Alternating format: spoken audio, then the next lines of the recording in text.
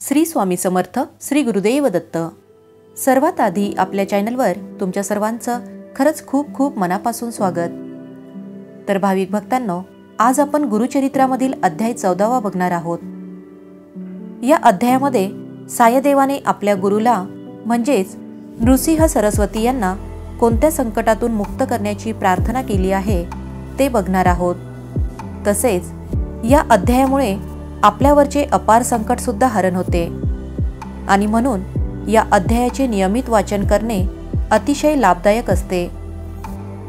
सायदेवाने केलेल्या पूजेने व संतुष्ट होऊन नृसिंह सरस्वती यांनी त्यांना वरदान दिले। सायदेवाने श्री गुरूंना विनवणी केली, मी ज्याची नोकरी करतो तो यवन अत्यंत क्रूर आहे। तो दरवर्षी ब्राह्मणांना ठार मारतो। मला आज त्यासाठीच बोलावले आहे। मी त्याच्याकडे गेलो तर तो माझे निश्चितच प्राण घेईल, तरी कृपया या संकटातून मला मुक्त करावे। हे ऐकून श्री गुरूंनी त्याच्या मस्तकावर अभयहस्त ठेवला व तू निश्चितपणे यवनाच्या भेटीत जावे असे सांगितले। तू परत आल्यावरच आम्ही पुढील यात्रेस निघू असे आश्वासन दिले। त्याप्रमाणे ब्राह्मण यवनाकडे गेला। तो यवन महाभयंकर यमासारखा होता। सायदेवाला पाहताच अत्यंत क्रोधित होऊन तोंड फिरवून घरात गेला। सायदेव भयचकित होऊन श्री गुरूंचे चिंतन करू लागले। घरात जाताच त्या यवनाला अचानक निद्रेने घेरले। त्याला भास झाला की कोणी ब्राह्मण आपल्या शरीराचे तुकडे करीत आहे। त्या भयंकर क्लेशाने यवन जागा झाला।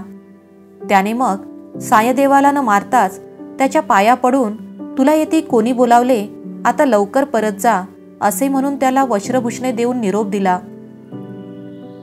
सायदेव आनंदाने लगेच आपल्या गावी वासर क्षेत्र गंगातीरी गुरुचरणांच्या दर्शन घेण्यासाठी गेला। श्री गुरूंना त्याने घडलेला सर्व वृत्तांत सांगितला। श्री गुरु संतुष्ट होऊन दक्षिणेतील तीर्थक्षेत्री जाण्यास निघाले। तेव्हा सायदेव श्री गुरूंना म्हणाले, आपली भक्तवत्सल अशी कीर्ती आहे, तेव्हा मी आपल्या सेवेत अखंड राहण्यासाठी आपल्याबरोबर येऊ इच्छितो। तेव्हा श्री गुरु त्याला म्हणाले, मला दक्षिणेत तीर्थयात्रेला जाणे काही कारणाने आवश्यक आहे। मी तुला 15 वर्षांनी पुन्हा दर्शन देईल, तेव्हा तू मला पुत्रपौत्र व स्त्रीसह भेट। चिंता करू नकोस, सुखाने संसार कर। अशा प्रकारे सायदेवाचा निरोप घेऊन श्री गुरु वैजनाथ क्षेत्री गेले। तर भाविक भक्तांनो, आता आपण श्री गुरुचरित्रामधील अध्याय 14वा बघणार आहोत। श्री गणेशाय नमः। नामधारक शिष्य देखा, विनवी सिद्धासी कौतुका। प्रश्न करी अतिविशेखा, एकचित्ते परियेसा। जय जयाजी योगीश्वरा, सिद्धमूर्ती ज्ञानसागरा। पुढील चरित्र विस्तारा, ज्ञान होय आम्हासी। उदरव्यथेच्या ब्राह्मणासी, प्रसन्न झाले कृपेसी। पुढे कथा वर्तली कैसी, विस्तारावे आम्हा प्रती। ऐकोनी शिष्याचे वचन, संतोष करी सिद्धापन। गुरुचरित्र कामधेनु जान, सांगता झाला विस्तारे।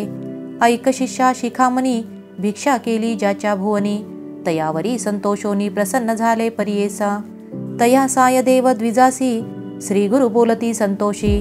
भक्त हो रे वंशोवंशी, माझी प्रीती तुझवरी। ऐकोनी श्री गुरुचे वचन, सायदेव विप्र करी नमन।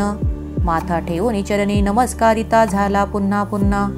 तुझा महिमा वर्णावयासी, शक्ती कैसी आम्हासी। मागे नाही का आता तुम्हासी, ते कृपा करणे गुरुमूर्ती। ऐसी विनंती करुनी, पुनरपि विनवी करुणावचनी। सेवा करीतो द्वार यवनी, महाक्रूर असे। प्रति संवत्सरी ब्राह्मणासी, घात करीतो जीवेसी। याची कारणे आम्हासी, बोलावितसे आजी। जाता तया जवळी आपण, निश्चय घेईल माझा प्राण। भेटी झाली तुमचे चरण, मरण कैचे आपणासी। संतोषोनी श्री गुरुमूर्ती, अभयंकर आपुल्या हाती। विप्रमस्तकी ठेवती, चिंता न करी मनोनिया। भय सांडोनी तुवा जावे, क्रूर यवना भेटावे। संतोषोनी प्रिय भावे, पुनरपि पाठविला आम्हापाशी। जोवरी तू परतोनी येसी, असो आम्ही भुवनी। तुवा आली असंतोषी, जाऊ आम्ही येथोनी। तुझे वंश पारंपरी, सुखे नांदती पुत्रपौत्री। अखंड लक्ष्मी तया घरी, निरोगी होती शतायुषी। ऐसावर लाधोनी, निघे सायदेव ब्राह्मण। जेथे होता तो यवन गेला त्वरित तयाजवळी, कालांतक यम जैसा यवन दुष्ट परियेसा, ब्राह्मणा ते पाता कैसा ज्वाला रूप होता झाला, विमुख होनी गृहात गेला यवन कोपत, विप्र झाला भैचकित मनी श्री गुरुसी ध्यातसे, कोप आलिया ओळंबयासी केवी स्पर्श अग्निसी, श्री गुरुकृपा होय जासी काय करील क्रूर दृष्ट, गरुडाची या पिलियांसी सर्पतो कवने परिग्रासी, तैसे तया ब्राह्मणासी असे कृपा श्री गुरुची, का एखाद्या सिंहासी ऐरावत केवी ग्रासी, श्री गुरुकृपा होय जासी कलिकाळाचे भय नाही, ज्याच्या हृदयी श्री गुरुस्मरण त्यासी कैसे भय दारुण, काळ मृत्यू न बाधे जाण अपमृत्यू काय करी, ज्याच्या हृदयी श्री गुरुस्मरण त्यासी कैसे भय दारुण, काळ मृत्यू न बाधे जाण अपमृत्यू काय करी, ज्यासी नाही मृत्यूचे भय त्यासी यवन असे तो काय, श्री गुरुकृपा होय जासी यमाचे भय नाही, ऐसे परी तो यवन अंतपुरात जाऊन, सुषुप्ती केली भ्रमित होऊन शरीर स्मरण त्यासी नाही, हृदय ज्वाळा होय त्यासी जागृत होनी परियेसी, प्राणांतक व्यतेसी कष्ट तसे तये वेळी, स्मरण झाले तये वेळी धावत गेला ब्राह्मणाजवळी, लोळतसे चरण कमळी म्हणे स्वामी तुची माझा, येथे पाचा रिले कवनी जावे त्वरित परतोनी, वस्त्रे भूषणे देवोनी निरोप देतो वेळी, संतोषोनी द्विजवर आला ग्राम वेगवक्र, गंगातीरी असे वासर श्री गुरुचे चरण दर्शना, देखोनी या श्री गुरुसी नमन करीतो भावेसी, स्तोत्र करी बहुवसी सांगे वृत्तांत आद्यंत, संतोषोनी श्री गुरुमूर्ती तया द्विजा आश्वासिती, दक्षिण देशा जाऊ म्हणती पवित्र स्थान तीर्थयात्रे, ऐकोनी श्री गुरुचे वचन विनवितसे करजोडूनी, न विसंबे आता तुमचे चरण आपण येईन समागमे,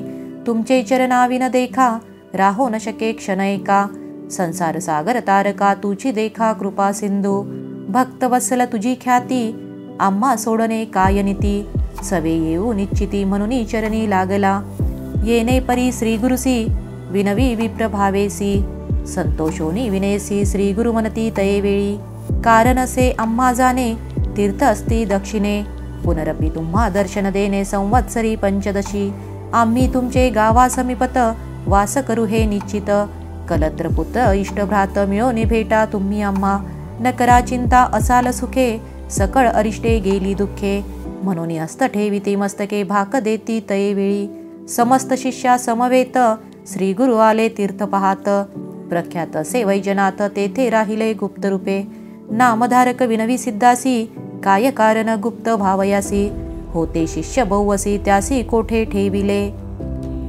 इति श्री गुरुचरित्रामृते परमकथा कल्पतौरो श्री नृसिंह सरस्वत्युपाख्याने सिद्धनामधारक संवादे क्रूर यवन शासनं सायदेव वरप्रदानं नाम चतुर्दशोऽध्यायः। श्री गुरुदत्तात्रेयार्पणमस्तु। श्री गुरुदेव दत्त।